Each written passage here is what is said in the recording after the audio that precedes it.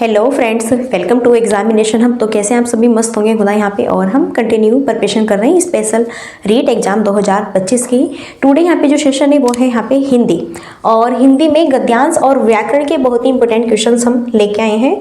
Part यहाँ पे 34 है, इससे पहले 33 पार्ट्स कंप्लीट करा दिए हैं बाय शिवानी सिंह। मेरे द्वारा ही कंटिन्यू सेशन यहाँ पे कराया जा रहा है। ओके, और बहुत ही बेस्ट सेशन है। अब देखो, हम कंटिन्यूटी यहाँ पे जितने भी गद्यांश और व्याकरण के एमसीक्यूज यहाँ पे हम कर रहे हैं डेली, ये सभी आपके रीड से ही रिलेटेड है, उसी के आधार पर। और ये आपके एग्जाम में आए हुए हैं एमसीक्यूज है रीड के। सो उसी से रिलेटेड होके मैं यहाँ पे करा रही हूँ। ओके, क्योंकि देखो हिंदी है, हर पेपर में जो हिंदी आती है सबका अपना अपना एक रूल्स होता है। कहीं पर इसमें ज़्यादा हिंदी व्याकरण से रिलेटेड पूछा जाता है, कहीं पर हिंदी पेडागोगी, तो कहीं पर आपका अगर बात करें यहाँ पे हिंदी में मिक्सचुअल एमसीक्यूज रहते हैं, जो कि आपके इसी माध्यम से है। ओके, चलो फिर टाइम वेस्ट नहीं करेंगे। और आपका यहाँ पे जो है स्क्रीन पर गद्यांश दिया हुआ है, पहले तो अच्छे से हम इसे पढ़ेंगे ध्यानपूर्वक, और फिर यहाँ पे गद्यांश से हमें क्वेश्चन 1 से और क्वेश्चन 10 तक के आंसर यह गद्यांश पढ़कर ही देना है।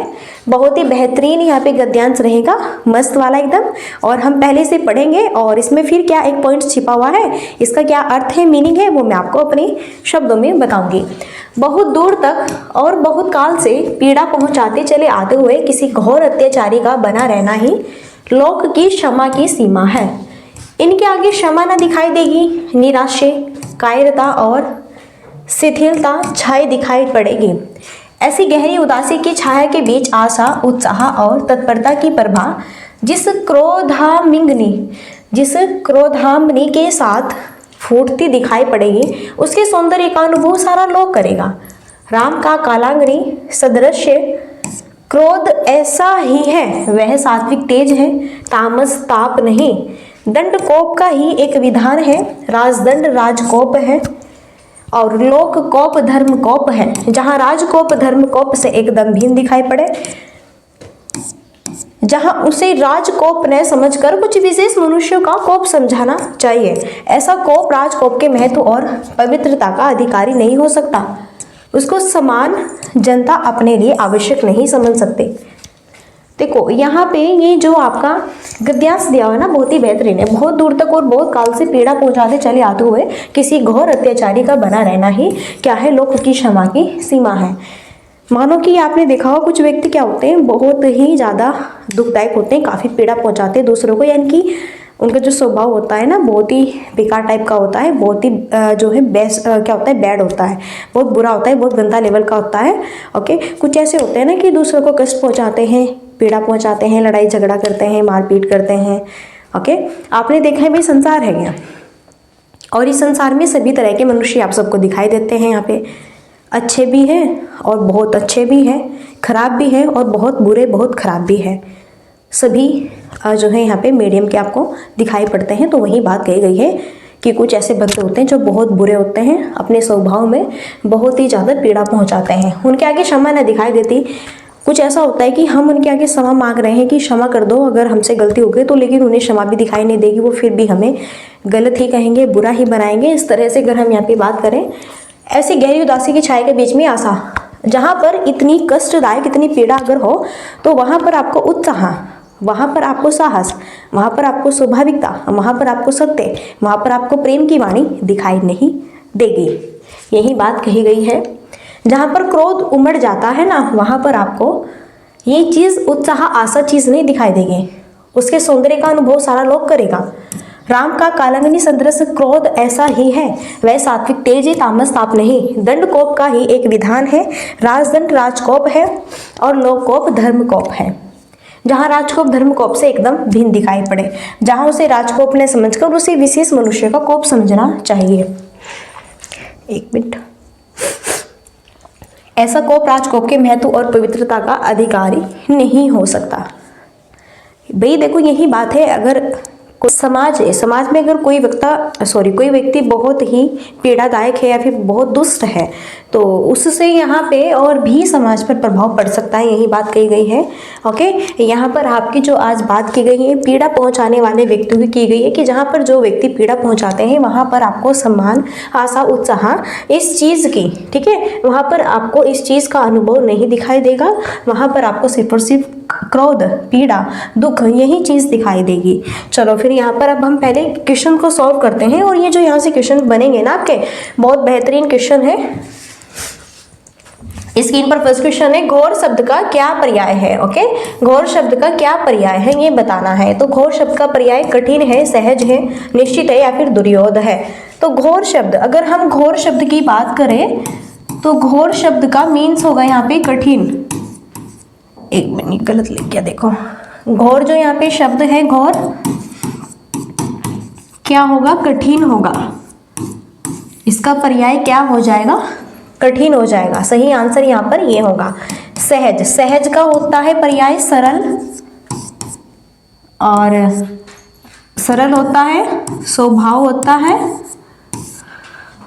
और क्या होता है आपका सहज होता है। ये क्या है, सहज के पर्याय है। और निश्चित, निश्चित है यानी कि सत्य है, कोई चीज़ बिल्कुल कह दी हमने, कुछ बात बिल्कुल पक्का है, पक्की है। ओके, पक्का बात है, बिल्कुल पक्की बात है। सो ये आपके निश्चित के पर्याय शब्द है। और दुर्योध, दुर्योध का होता है कष्ट, दुख, कष्ट होता है, दुख होता है, बुरा होता है। ये जो है दुर्योध के पर्याय होते हैं, सारी चीज याद रखनी है। तो घोर शब्द का पर्याय होगा कठिन। सो सही आंसर यहाँ पे बनेगा ऑप्शन ए। ओके, स्क्रीनशॉट ले लेना यहाँ पे और थोड़ा आप इसको नोट डाउन भी कर लेना, क्योंकि यहाँ से भी क्वेश्चन बन सकता है, कुछ नहीं पता कहाँ से क्या पूछ ले भैया। नेक्स्ट है, अत्याचारी शब्द में संधि का प्रकार है, ये बताना है हमें। अत्याचारी शब्द में संधि का प्रकार, पहले संधि की बात करते हैं। संधि हिंदी में जो है संधि आपकी तीन है। एक आपकी है स्वर संधि, एक आपकी है भाई व्यंजन संधि, और एक है विसर्ग संधि। सो हिंदी में जो होती है संधि तीन होती है। स्वर संधि के 5 भेद होते हैं, जिसमें आपका दीर्घ संधि होता है, और इसमें आपका यण संधि होती है, और अयादि संधि होती है, और इसमें आपका गुण संधि होती है, और आपकी वृद्धि संधि होती है। अगर हम इन्हें ट्रिक से समझें, यहाँ पे देखो, अत्याचारी शब्द में संधि का क्या प्रकार है। अत्याचारी शब्द आया है, अत्याचारी, ध्यान से इस शब्द को देखना इधर साथ में मेरे, अत्याचारी शब्द है ये। अगर हम ट्रिक की बात करते हैं, ट्रिक से ही सॉल्व करना है। वैसे ये जो यह दिया हुआ है, यह से पहले देखो, यह, वह और रे, यह व रे से पहले, यह व रे से पहले कोई भी आधा शब्द आए, कोई भी आधा शब्द आए, वहां पर यण संधि होगी, वहां पर यण संधि होगी। ट्रिक है, याद रखना है। कोई भी, देखो यह क्या होना, यह होना चाहिए, फिर वह होना चाहिए, फिर रे होना चाहिए। यह व रे से पहले अगर कोई भी आधा शब्द आता है ना, तो वहां पर कौन सी संधि होगी आपकी, वहां पर आपकी यण संधि हो जाएगी। सो अत्याचार में सही आंसर क्या होगा, यण संधि होगा। अगर गुण संधि की बात करें, गुण संधि की ट्रिक है जहां पर सिर्फ और सिर्फ एक मात्रा होगी। क्या होगी, जहां पर एक मात्रा होगी। जैसे यहाँ पे एग्जाम्पल लूँ मैं, मनोहर, तो यहाँ पे एक मात्रा है, सो यहाँ पे गुण संधि का होगा। वृद्धि संधि जहाँ पे 2 मात्रा होती है, जहाँ पर क्या होते हैं 2 मात्रा, जैसे एग्जाम्पल है सदैव, जहाँ पर भी 2 मात्रा दिखेगी तो वृद्धि संधि होगा। और दिक संधि में, इसमें जो है आपको बड़ा आ या फिर बड़ी ई या फिर आपको बड़ा ऊ, बड़ी री, इनका बोध होना चाहिए, वहाँ पर दीर्घ आपकी संधि हो जाएगी। क्लियर है ना। तो अत्याचारी शब्द में कौन सी संधि है यहाँ पे, आपकी यण संधि है, क्योंकि यह वगैरह से पहले क्या आया हुआ है, आधा शब्द आया हुआ है। तो ये तो था ट्रिक का माध्यम यहाँ पे। ओके, अब थोड़ा समझते हैं, इसका एक रूल भी होता है। जो आपकी यण संधि होती है, इसका एक रूल होता है। देखो यहाँ पर है अत्याचारी, सो यहाँ पे क्या होगा, अति प्लस ये हो जाएगा। ओके, सो अति प्लस आचार। अब यहाँ पे क्या है, छोटी ई है इधर, और यहाँ पर क्या है, आ है। तो देखो यहाँ पे अगर ई, आई, उ, औ और री के बाद कोई भिन्न स्वर आता है, के बाद कोई भिन्न स्वर आता है, कोई भिन्न स्वर आता है, तो ई, ये जो ई है, इस ई का यह हो जाएगा, इन दोनों का उ औ का वै हो जाएगा, और री का रै हो जाएगा। ओके, क्लियर है ना। अब देखो अति, ई आ, ई है यहाँ पे, ई है और कोई भिन्न स्वर आया है, तो ई का क्या होगा भाई, यह हो गया। यहाँ पे हो गया कि नहीं हो गया, यह, बस और क्या बन गया।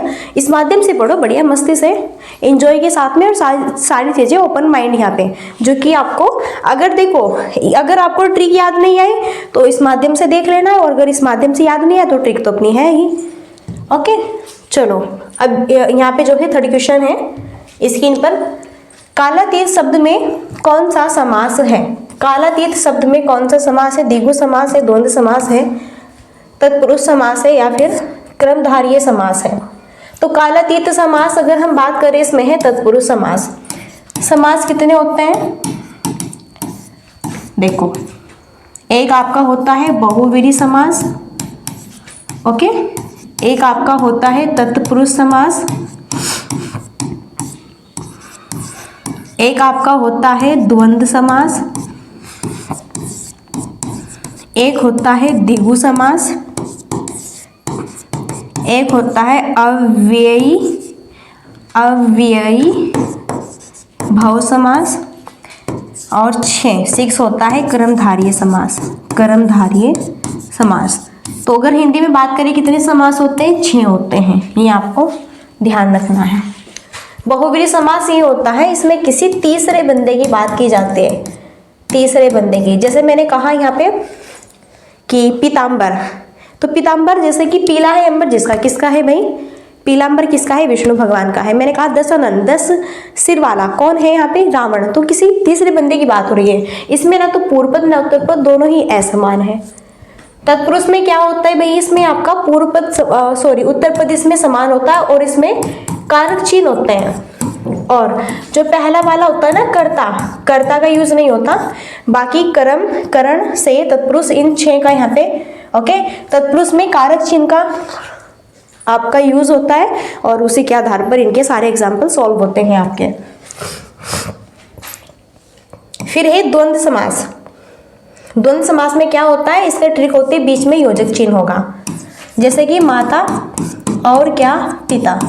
यह क्या होता है यहाँ पे, द्वंद्व समास में दोनों पूर्व पद उत्तर पद दोनों पद समान होते हैं। द्विगु समास में क्या होता है, संख्यावाची, पूर्व पद जो होता है संख्या वाला होगा यहाँ पे, जैसे त्रिगुणा, चौगुना, यानी कि यहाँ पे 4 गुना, जैसे चौराहा, 4 यहाँ पे चौराहा है, 4 राह है, ओके, इसमें आपकी संख्या होगी। अव्यय भाव में सारे शब्द स्टार्टिंग में क्या होंगे, अव्यय होंगे, जैसे प्रतिकूल, तो प्रति शब्द क्या है, अव्यय है। कर्मधारय समास में इसमें क्या होता है, इसमें हम किसी चीज की तुलना, कोई निर्जीव वस्तु होती है उसकी सजीव से तुलना, या फिर इस माध्यम से बढ़ा चढ़ा के हम तुलना क्रिएट करते हैं। जैसे चंद्रमुख, तो चंद्रमा, मुख की हम तुलना किससे कर रहे हैं, चंद्रमा से, कि भाई चेहरा कैसा है, मुख कैसा दिखाई देता है, चंद्रमा के समान दिखाई देता है। तो वह क्या है, कर्मधारय समास है। सिंपल, कोई भी सूज क्रिएट नहीं होना चाहिए, बहुत सिंपल है। फॉर क्वेश्चन है, निम्नलिखित शब्दों में भाववाचक संज्ञा शब्द है। अब भाववाचक संज्ञा कौन सी है, संज्ञा देखो यहाँ पे, एक आपकी होती है व्यक्तिवाचक संज्ञा, एक आपका होता है यहाँ पे जातिवाचक संज्ञा, व्यक्तिवाचक संज्ञा, जातिवाचक, एक होती है यहाँ पे भाववाचक संज्ञा, 4 होती है यहाँ पर आपकी समूहवाचक संज्ञा, और एक होती है आपकी द्रव्यवाचक संज्ञा। ओके, बात करें संज्ञा हिंदी में 5 होते हैं। व्यक्तिवाचक, जहाँ पर हमें किसी व्यक्ति वस्तु का, किसी एक व्यक्ति वस्तु का स्थान का बोध होता है, उसे हम व्यक्तिवाचक संज्ञा कहते हैं। जैसे राम, राम स्कूल जाता है, तो इस वाक्य में संज्ञा पद है वो है राम, और कौन सा, व्यक्तिवाचक संज्ञा, क्योंकि राम हमने इसका नाम लिया, एक व्यक्ति है राम, राम स्कूल जाता है। यहीं पर जातिवाचक मैं कह दूं यहाँ पे लड़के स्कूल जाते हैं। इस वाक्य में आपको बताना है जातिवाचक संज्ञा कौन सा है, तो लड़के, लड़के, लड़के क्या है, जाति। अब अगर हम किसी बालक का नाम लेंगे कि राहुल स्कूल जाता है, तो राहुल में व्यक्तिवाचक है। अब यहाँ पर हमने कहा लड़के, तो लड़की क्या है, उनकी जाति है। लड़के यहाँ पे यानी कि रामू, शामू और मोहन, सोहन, रोहन जितने भी है भाई आपके, ये सब क्या है, लड़के हैं। तो इनकी कैटेगरी क्या है, इनकी जाति हो गई है एक। भाववाचक संज्ञा, भाववाचक जो संज्ञा होती है इसे हम सिर्फ और सिर्फ फील करते हैं, यह चीज़ हमें दिखाई नहीं देती है। जैसे कि यहाँ पे हम कह दें कितना दुख हो रहा है, कुछ ऐसा भाव होता है, दुख, हंसने का भाव, दुख, पवित्रता का, इस तरह का। समूहवाचक जो संज्ञा होती है, जैसे कक्षा है, इसमें पूरा हॉल होता है, पूरी कक्षा होती है आपकी, जैसा सेना, बहुत सारे यहाँ पे बंदे होते हैं, और ऐसे ही कक्षा में बहुत सारे स्टूडेंट्स होते हैं जहाँ पर समूह होता है, वो क्या होते हैं वहाँ पे समूहवाचक संज्ञा। द्रव्यवाचक में मिनरल्स होते हैं, पानी, द्रव्य पदार्थ आपके सारे, पानी हुआ, सोना, चांदी, संगमरमर, ये सब क्या है, इसमें द्रव्यवाचक संज्ञा हो जाएगी। हमसे पूछा है भाववाचक संज्ञा का शब्द है, उसके, उसके जो ये है ये सर्वनाम है। ओके, तेज क्या है, गुणवाचक, तेज क्या है, गुणवाचक विशेषण है। सीमा, सीमा क्या है, एक संज्ञा शब्द है। लेकिन जो पवित्रता है ये क्या है, एक भाववाचक है, भाववाचक। अब कोई व्यक्ति कितना पवित्र है, कितना अपवित्र है, किसी को दिखाई नहीं देता, सिर्फ और सिर्फ अंदर है उसके, फील की जा सकती है चीज़ें। ओके, तो यहाँ पर ये जो शब्द है पवित्र, इसमें ता ये प्रत्यय है, और भाई ता प्रत्यय का यूज होकर के ये भाववाचक संज्ञा बन गया। तो पवित्रता में यहाँ पे कौन सी संज्ञा है, भाववाचक भाव होता है। अब कोई व्यक्ति पवित्र है या अपवित्र है या फिर कैसा है भाई, हमें नहीं पता। बताओ क्या हम उसे फील कर क्या हम उसे देख लेंगे उसकी पवित्रता को, नहीं ना। हम सिर्फ और सिर्फ कुछ ऐसे होते हैं व्यक्ति की, भाई पता नहीं उसने कितने बुरे बुरे कांड किए हो, लेकिन हमारे सामने बहुत पवित्र बन रहा है, बन रही है, तो हम उसे नहीं जानेंगे कि अंदर से भाई अपवित्र है। हमें तो पवित्रता झलका रहा है, तो बस हम उसे वही फील कर सकते हैं। ओके, तो जो चीज़ सिर्फ और सिर्फ फील की जा सकती है वह भाववाचक संज्ञा होती है। चलो नेक्स्ट, यहाँ पे निम्नलिखित शब्दों में अव्यय शब्द कौन सा है ये बताना है। अव्यय शब्द की बात करें, अव्यय शब्द वे होते हैं जिनका कोई अर्थ न हो, बस ये समझो, जिनका कोई अर्थ न हो, जिनका कोई दूसरा अर्थ न हो।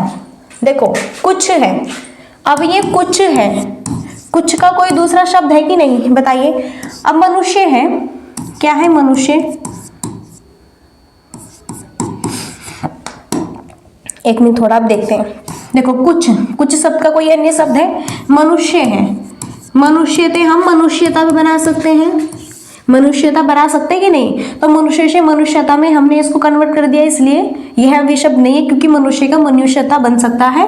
ओके, इसका अलग भिन्न शब्द बन सकता है। सात्विक, सात्विक देखो यहाँ पर है सात्विक, तो भाई सात्विक से हम सात्विकता बना सकते हैं, इसका भी अन्य शब्द बन गया यहाँ पे। फिर है छाया, छाया, छाया से हम छायाएं बना सकते हैं, यानी कि इसका भी भिन्न शब्द है, इसका भी अर्थ होता है, इसका भी। मनुष्य से मनुष्यता बन सकता है, सात्विक से सात्विकता बन सकता है, छाया से छाया, छायाएं बन सकता है। लेकिन मुझे बताए कुछ से कोई शब्द नहीं बनेगा। कुछ है ना, अपने आप में कुछ ही रहेगा, इसलिए यह क्या है, अव्यय शब्द है।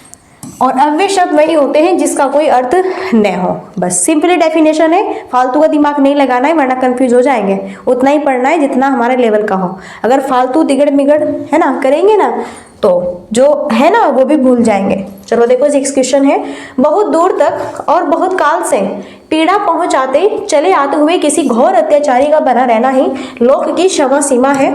तो वाक्य में रेखांकित शब्द में विशेषण का प्रकार है, गुणवाचक विशेषण है, निश्चित परिमाणवाचक विशेषण है, अनिश्चित परिमाणवाचक है, संकेतवाचक विशेषण है। बहुत दूर तक और बहुत काल से, बहुत दूर तक, पता नहीं कितनी दूर तक, कुछ नहीं पता, बहुत काल से, पता नहीं किस काल से, कौन सा काल है वो, 1900 वाला है कि 2000 वाला है या 1800 वाला है, किस सन का है, कुछ नहीं पता चल रहा है। बस कह रहे हैं कि बहुत दूर तक और बहुत समय से अत्याचारी करते चले आ रहे किसी घोर अत्याचारी का बना रहना ही लोक की क्षमा सीमा है। ओके, तो वाक्य में रेखांकित शब्द में विशेषण का प्रकार क्या होगा, यानी कि हमें यहाँ पे ऐसा फील नहीं हो रहा है, कुछ निश्चित नहीं बन रहा है, ये बहुत दूर बहुत काल से, पता नहीं यहाँ पे कौन सा काल है वो, पता नहीं भाई, बहुत दूर कितनी दूर है, कुछ नहीं पता। सो यहाँ पर होगा अनिश्चित परिमाणवाचक वाक्य हो जाएगा, विशेषण होगा। अनिश्चित परिमाणवाचक विशेषण में होता है जिसमें कुछ हो, अभी आया हो ना, कुछ, बहुत, इस तरह के जो शब्द होते हैं ये आपके निश्चित है, पता नहीं कुछ कितना है कितना नहीं, कुछ नहीं मालूम। अच्छा, निश्चित, निश्चित में जैसे एग्जाम्पल है 10 रुपये, तो निश्चित है कितने रुपए हैं, 10 रुपये हैं, और यहाँ पर कह दो कि कितने रुपए, यहाँ पर कह दो कितने रुपए, तो यहाँ पर नहीं पता, ये अनिश्चित है। यहाँ पर कह दो 10 रुपये हैं, तो कितने हैं, 10 है, निश्चित है। संकेत में होता है ये है, वह, ये, वे, ये शब्द आते हैं संकेत में कि यह सामान उसका है, संकेत दे रहे हैं, यह सामान मेरा है, यह सामान उसका है, ये कौन है, थोड़ा संकेत, ऐसी चीज यहाँ पर हम बता रहे हैं।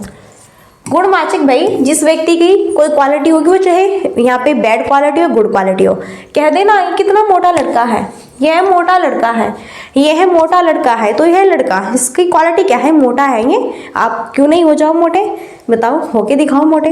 यह क्या है, पतला है, होके दिखाओ तुम पतले, अगर तुम मोटे हो तो इसकी क्वालिटी है, इसकी गुण है इसमें, ये मोटा है या फिर पतला है। ये काला है, ये क्या है, काला है, क्वालिटी है इसकी, ये काला है, तुम होके दिखाओ, तुम गोरे हो तो तुम काले बन के दिखाओ। ये गोरा है, तुम गोरे हो तुम काले बन के दिखाओ। ओके, तो सबके अपने अपने ये गुण हैं। जब किसी व्यक्ति के एग्जैक्ट गुणों की बात की जाती है, वहां पे गुणवाचक विशेषण होता है। शिथिलता शब्द में प्रत्यय का प्रकार है क्रमवाचक कृत प्रत्यय, करणवाचक कृत प्रत्यय, भाववाचक तद्धित प्रत्यय, क्रियावाचक यहाँ पे कृत प्रत्यय। क्रमवाचक में होता है जैसे कि पढ़ाई, तो पढ़ाई क्या है, यहाँ पे ये आपका क्रम है, और पढ़ाई में क्या है, बड़ी ई, ये यहाँ पर आपका प्रत्यय लगा हुआ है। ओके, फिर है क्रियावाचक, जैसे कि पढ़ना, तो इसमें ना यहाँ पे प्रत्यय का यूज हुआ है, लेकिन यहाँ पे हमें शिथिलता शब्द में किस प्रत्यय का प्रकार है, तो अगर यहाँ पे हम एक शब्द बनाए, ये है शिथिल। ओके, और हमने इसमें ता क्या लगा दिया भाई, हमने इसमें प्रत्यय लगा दिया, और आप सबको पता है ता लगाने से किसी शब्द के बाद में ना वह शब्द भाव बन जाता है, भाववाचक। तो यहाँ पर है ना, आपका पता क्या है, यहाँ पर भाववाचक तद्धित प्रत्यय है। शिथिलता आपको पता है, बाद में अगर हम ता प्रत्यय लगा देते हैं ना किसी भी शब्द के बाद में, तो वह भाववाचक में कन्वर्ट हो जाता है, तो इसलिए यहाँ पे ये सीधा सीधा भाववाचक तद्धित प्रत्यय आपका हो जाएगा। नेक्स्ट देखो, स्क्रीन पर क्वेश्चन है, बेस्ट मस्त क्वेश्चन है ये भी भाई आपका। वह भाव जिसमें सत्वगुण प्रबल हो, वाक्य के लिए एक शब्द होगा, सात्विक, सात्विकी, सात्यकी, सात्वत। सही से यहाँ पे एक ये पूछा है, देखो, सत्वगुण, सत्वगुण प्रबल हो, वह भाव जिसमें सत्वगुण प्रबल हो, वाक्य के लिए एक शब्द। भाई जो सत्वगुण है ना, इसका सही शब्द बनाना है बस, और यहाँ पे ये तुम लोगों को क्या कर रहे हैं, गुमराह कर रहे हैं, गुमराह नहीं होना है। बताओ सत्वगुण का क्या हो जाएगा, सात्विक होगा, और क्या होगा, सात्विक होगा, ये शुद्ध दिया हुआ है, और बाकी के व्याकरण की दृष्टि से अशुद्ध यहाँ पर लिखे हुए हैं, सही आंसर ऑप्शन नहीं होगा। सिंपल है यहाँ पे। ओके, बस इसमें क्या है, आपका घुमा फिरा के इधर उधर जलेबी की तरह तोड़ मोड़ रखा है, लेकिन भले ही कितना भी तोड़ मोड़ दे जलेबी की तरह, हम इसे कोई बात नहीं, सीधा कर लेंगे। ओके, तो यहाँ पे यही पूछा है, वह भाव जिसमें सत्व जो है सत्वगुण प्रबल हो, बाकी के लिए एक शब्द है, बस सत्वगुण का क्या भाई, सात्विक बनेगा, सिंपल है। आगे बढ़े, नेक्स्ट देखो, स्क्रीन पर क्वेश्चन है 9, कोप शब्द का विलोम। विलोम शब्द, विलोम शब्द हम किसे कहते हैं, उसका विपरीत शब्द। अपोजिट शब्द होता है। कोप, कोप का विपरीत शब्द हो जाएगा कृपा। कोप का मतलब होता है बहुत बुरा और कृपा का मतलब होता है कोई व्यक्ति आप पर कृपया कर रहा है, दया कर रहा है।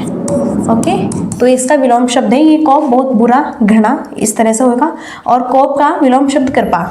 बाकी अगर हम कोप के समानार्थी शब्द बताएं तो कोप का समानार्थी शब्द रोष भी है, दोष भी है, और कुपित भी है, और कोपन भी है। ये सभी क्या है, इसके समानार्थी शब्द हैं, जबकि यहाँ पे जो कृपा है ये इसका विलोम शब्द है। इसलिए यहाँ पे डी ऑप्शन कनेक्ट होगा। हमसे विलोम शब्द पूछा है, सारी चीज़ें हमें याद रखनी है क्योंकि कुछ नहीं पता क्या यहाँ पे एग्जाम में पूछा जा सके। नेक्स्ट 10 क्वेश्चन है, यहाँ पर गद्यांश से लास्ट क्वेश्चन है। उद उपसर्ग वाला शब्द है। देखो ये जो उद है ना, ये क्या है, उपसर्ग है। तो इसमें बताना है इनमें कौन सा एक शब्द है। उपहार, आदेश, दुर्गुण और उत्साह। उपहार की बात करें भैया तो उपहार जैसा ये शब्द दिया हुआ है, उपहार में आपका उप प्लस हार, इसमें क्या है, उप आब का उपसर्ग है। और हमें तो उद उपसर्ग वाला ऑप्शन देखना है। आदेश, यहाँ पर है आपका आदेश, इसमें आपका आ क्या है, उपसर्ग है, और दे से फिर यहाँ पे मूल शब्द। दुर्गुण, फिर क्या है भैया, यहाँ पे दुर्गुण है, इसमें क्या है, दु, ओके, दुर, और फिर ये क्या, गुण, इसमें आपका ये जो दुर है ना, ये क्या है, उपसर्ग है, और भाई गुण मूल शब्द है। अब हमें तो यहाँ पे उद उपसर्ग देखना है, तो टेंशन नहीं लेना, ऑप्शन ए सही होगा। देखो उत्साह है ना, ये जो ता है ये अपने ही ता के पहले के तीसरे में, ये जो है ना पहले के तीसरे में कन्वर्ट हो गया है आपका। ओके, तो ये आपका यहाँ पे क्या, उद प्लस साहा बनेगा। और इसमें हम बात करें कौन सी संधि है, व्यंजन संधि है। आपको पता है ना, यहाँ पे देखो ये उत्साह है और ये क्या है, ता है। तो अपने आप ये तो भाई पढ़े होंगे पंचम वर्ग, कै चे टे तै पै कंड तालु मुर्दा, तो कै चे टे तै तै थे दै। ओके, ये जो तीसरा वर्ण है अपने के ही पहले वर्ण में कन्वर्ट होगा और पहला वर्ण अपने के ही तीसरे वर्ण में कन्वर्ट होगा। तो ये जो यहाँ पे तय है ये अपने के ही तीसरे वर्ण में कन्वर्ट होगा, इसलिए यहाँ पे उद बन जाएगा और प्लस क्या, साहा बन जाएगा। ओके, बहुत सिंपल है। तो इस तरह से यहाँ पे जो है ये होगा। और यहाँ पे उद उपसर्ग वाला शब्द है, तो उत्साह में उद उपसर्ग लगा हुआ है। अब भैया जो ये उद आया है ना, ये आपका क्या है, उपसर्ग है। क्लियर है, कोई डाउट्स नहीं होना चाहिए, सारी चीज़ आपकी सिंपल है, कोई भी इशूज नहीं होना होगा यहाँ पे। चलो नेक्स्ट 11 क्वेश्चन, हिंदी शिक्षण में मूल ध्वनियों की संख्या अधिक होना उच्चारण में किस स्तर के छात्रों के लिए सबसे बड़ी चुनौती है। किशोर स्तर पर, शिशु स्तर पर, युवा स्तर पर, प्रौढ़ स्तर पर। सिंपल सी बात है, ये कहा गया है जब हम मूल ध्वनि, हिंदी शिक्षण की मूल ध्वनि को जब हम सीखते हैं तो यह हमारे लिए बहुत ही चुनौतीपूर्ण होती है। और वो जो स्तर है यहाँ पर भाई वो है शिशु स्तर, क्योंकि आप बताओ खुद ही एडोलसेंस स्तर पर है। किशोर अवस्था में तो आप मैच्योर है, आप यहाँ पे हिंदी व्याकरण है, शुद्ध हिंदी जो भी है, बुक्स में जो भी कुछ है एक्यूरेट आप सारी चीज़ें पढ़ लेंगे, हिंदी व्याकरण भी आप अच्छे से पढ़ लेंगे। सो यहाँ पर तो हम चीज़ें जान गए। युवा अवस्था में तो हम बहुत परफेक्ट हो गए। और भाई प्रौढ़ अवस्था, इसमें तो हम 30, 35, 40 की एज पर हैं। इसमें तो हमें अगर हम कुछ बोल भी गए या फिर कुछ नहीं भी आया तो अभी हम इसमें तो और बढ़िया परफेक्ट हो गए। लेकिन शिशु जो स्तर है इसमें हमें क्या होता है, यह हमारे लिए सबसे बड़ी चुनौती बन जाती है। क्योंकि आप खुद ही बताओ मुझे, छोटे छोटे बालक क्या बहुत फास्ट तरीके से सीख लेते हैं? नहीं, पहले तो आप उन्हें छोटे छोटे शब्द, छोटे छोटे वर्ण सिखाते हैं। ए ऐसे अनार, आ, ई, ऐ, उ, औ, ए, ऐ, ओ, औ, एह, अंग। पहले तो ये चीज़ सिखाते हैं आप उन्हें सही से ये भी नहीं पता होता कि ये स्वर है, इन्हें वोवेल्स कहते हैं। व्यंजन कौन है, किसे कहते हैं, ओके, बाद में जाके सीखते हैं। और इन्हें सीखने में जो मूल ध्वनि है इन्हें बहुत कठिनाई फील होती है। ये नहीं कि बहुत ही फास्ट से सीख जाए, बहुत मेहनत करनी होती है इनके साथ में, और इन्हें भी बहुत कठिनाई फील होती है छोटे छोटे बालकों को। सो यहाँ पे बी ऑप्शन क्या होगा, करेक्ट होगा।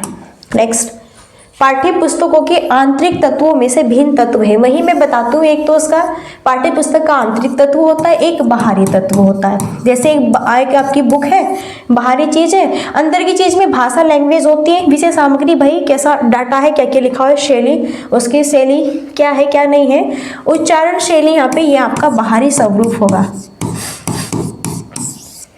ओके, पाठ्य पुस्तकों की आंतरिक तत्वों में से भिन्न तत्व बताना है, तो यहाँ पे उच्चारण शैली, यही जैसे कि यहाँ पे ये बुक है, मैंने आपको बताया भी था ना, क्वेश्चन आया था, ये बुक है, इसके अंदर जो जो भी लिखा हुआ है ये सब क्या है, इसमें किसी भाषा है, लैंग्वेज, विषय सामग्री क्या क्या है, इसमें क्या क्या रही, फिर इसकी शैली क्या है, किस बेस पर हैंगे, क्या चैप्टर है, क्या जो है इसमें पॉइंट्स हैं, क्या क्या है, वो सब आपका आंतरिक होता है, बाहरी स्वरूप होता है जिसे आप खरीदते हैं लेकर, और उच्चारण शैली बोल करके बताते हैं। फ्रंट जो हमें दिखाई देता है बाहरी स्वरूप वह होता है आपका। हमें आंतरिक तत्वों से भिन्न बताना था, उच्चारण शैली यहाँ पे बाहरी स्वरूप हो जाएगा। तुलसीकृत ग्रंथों का नाम लिखिए, प्रश्न का प्रकार है बहुविकल्पीय प्रश्न, निबंध वाले, लघुत्तर, वर्गीय। देखो तुलसीकृत ग्रंथों के नाम लिखने हैं। ओके, तो तुलसीकृत ग्रंथों के नाम बहुत सारे हो सकते हैं, ये नहीं कि एक ही होगा। बहुविकल्पीय प्रश्न हम उसे कहते हैं जिसमें आपका 4 ऑप्शन होते हैं और उसमें एक आंसर हमारा सत्य, या तो हम सत्य ही बताएंगे या फिर हम सत्य बताएंगे, ये इस पर डिपेंड होता है। निबंध वाले होते हैं जिसमें हमें विस्तार पूर्वक बताना होता है किसी के बारे में, विस्तार पूर्वक, या फिर हमें उसके बारे में टिप्पणी बतानी होती है। मिनिमम मान के चलो 200 शब्द का, तो ये निबंध हो गया। वर्गीकृत, ऐसे ही किसी भी टॉपिक को अगर हम वर्गीकृत करके उसी बेस पर हम लिखते हैं, वो भी काफ़ी शब्दों का होता है। लघुत्तर प्रश्न में आएगा ये, तुलसीकृत ग्रंथों के नाम लिखने हैं, तो तुलसीकृत ग्रंथों के जितने भी नाम है आप लघुत्तर, मिनिमम मान के चलो 50 शब्द एबो। ओके, तो यहाँ पे इसके जो ग्रंथ हैं वो कब आए थे, किस सन में आए थे, उनकी क्या क्या रचना है, कौन इनके राइटर हैं, ये कौन कौन सी रचना है, क्या है उनके बारे में, तो आप बताएंगे। तो मान के चलो 50 शब्द में हम कंफर्म कर देंगे इनके सभी ग्रंथों के नाम को, और अगर हम डेट वेट भी बताएं उनकी, कब ऐसे जो है यहाँ पे आए थे ये, कब नहीं, तो ये आपके लघुत्तर प्रश्न में आएंगे। ओके, चलिए 14, निम्नलिखित शब्दों में प्रश्न पत्र की असंगत विशेषता वाला गुण है। विश्वसनीयता है, अति व्यापकता है, वैधता है, व्यवहारिकता। शब्दों में प्रश्न पत्र की संगत विशेषता वाला गुण। विश्वसनीयता का मीन्स होता है कि हम बालकों की क्षमताओं को देखकर, उसकी माइंड को देखकर, उसके आधार को देखकर ही हम यहाँ पे पाठ्य पुस्तक में क्वेश्चंस को या फिर जो भी है उन्हें फॉलो कराते हैं। जो भी पढ़ाना होता है हम उन्हीं के आधार पर उन्हें कराते हैं और ऐसे ही पाठ्य पुस्तक रखते हैं, सरल सहज। ओके, सो ये नहीं होगा। वेदता, इसमें वही होता है सभी बच्चों की देखभाल, सभी बच्चों को देखकर जो जिस भी वे जो है कैटेगरी के हैं उसी थ्रू पढ़ाना होता है। अब ये नहीं कि है तो 1st क्लास का बच्चा और उसे हम 5 क्लास वाली बुक्स पढ़ाए, है तो 5 क्लास वाला बालक उसे हम 10th वाला पढ़ाए, नहीं, उसी की क्षमता के आधार पर, रुचि गुणों के आधार पर ही पढ़ाना होता है। वही वारिकता में ही उसी के व्यवहार पर डिपेंड करना होता है। ये अपने व्यवहार में इसको याद कर रहा है नहीं कर रहा है, तत्पर है कि नहीं कुछ सीखने के लिए, कि बस ऐसे ही हम जबरदस्ती कर रहे हैं, सीखो सीखो सीखो, मारपीट कर रहे हैं, ऐसे नहीं। बल्कि जो अति व्यापकता है यह यहाँ पर आपका संगत विशेषण वाला गुण है। क्यों? अति व्यापकता का मतलब है कि आप किसी पाठ्य पुस्तक में इतना डाटा फिल कर दो कि बच्चे उसे पढ़ भी ना सके। अब छोटे छोटे अगर बालक है, 1st क्लास का बालक है, तो उसमें आप बहुत छोटी छोटी कॉमन सी चीज़ यहाँ पे दोगे, बस वहीं यहाँ पे आप जो है काउंटिंग दोगे 1 2 3 और थोड़ा आप यहाँ पे टेबल्स दे दोगे यहाँ पे, बस इतना ही। और अगर हम बात करें तो ऐसे 2 2 ऐसे प्लस करना है तो 2 2 कितने 4 हो गए, वो भी हम बताएंगे कि ये 2 है, ऐसे 2 ये भी 2 है, ऐसे 2 इन्हें काउंट करो 1 2 3 4 बन गए, तो यहाँ पर क्या 4, ऐसे बहुत साधारण होते हैं। तो उसी माध्यम से अति व्यापकता का मीन्स होता है कि पाठ्य पुस्तक में बहुत चीज़ें डाल दो, इसे बहुत ही कठिनाई पूर्वक बना दो, तो बच्चा नहीं सहन कर पाएगा, नहीं समझ पाएगा। उसी के आधार पर हमें देखना होता है कि क्या लेवल है बालक का, क्या नहीं है, समझे। तो अति व्यापकता यहाँ पर नहीं होगा। अगर प्रश्न पत्र में हम अति व्यापकता लाएंगे, बहुत कठिनाई उसमें देंगे, काफ़ी अगर हम कठिनाई से उसे बनाएंगे और भी संख्या बढ़ा देंगे उसमें हम विषय वस्तु की, पाठ्य पुस्तक में प्रश्नों की विषय वस्तु की, तो इसमें बालकों में अति व्यापकता आएगी, वो नहीं पढ़ पाएंगे।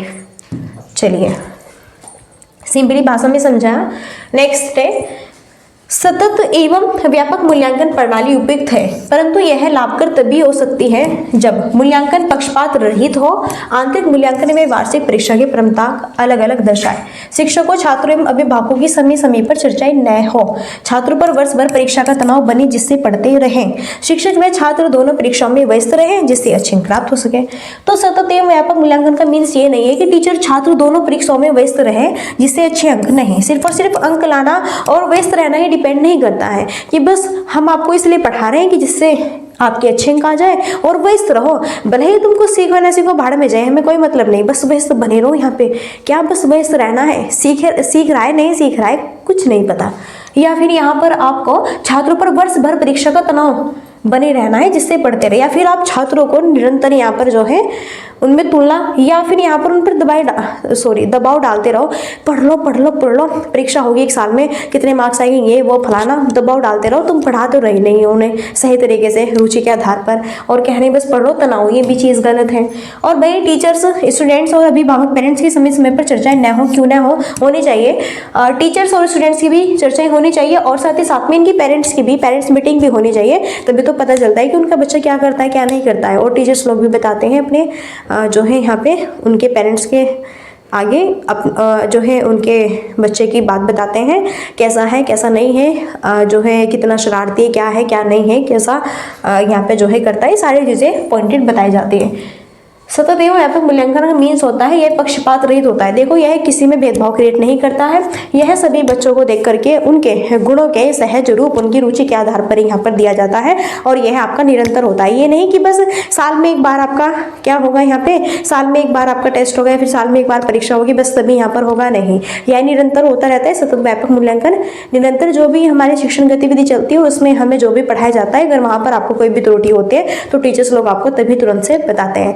अब मानो कि हमें यहाँ पढ़ा रहे हैं और हमें आज यहाँ पे दिक्कत फील हो रही है, हमें नहीं समझ आ रहा है, तो अब ये हम पूछ रहे हैं, सर कह रहे हैं नहीं मैं तो बस एक साल बाद बताऊंगा, नहीं मैं एक साल बाद बताऊंगा जब परीक्षा होगी, नहीं जब परीक्षा हो जाएगी मैं तभी बताऊंगा, ऐसा थोड़ा ही होता है। अब भाई समय से तो हमें आ जाए, फिर हम क्या खाक पूछेंगे आपसे, फिर क्या क्या मतलब है, कुछ नहीं है।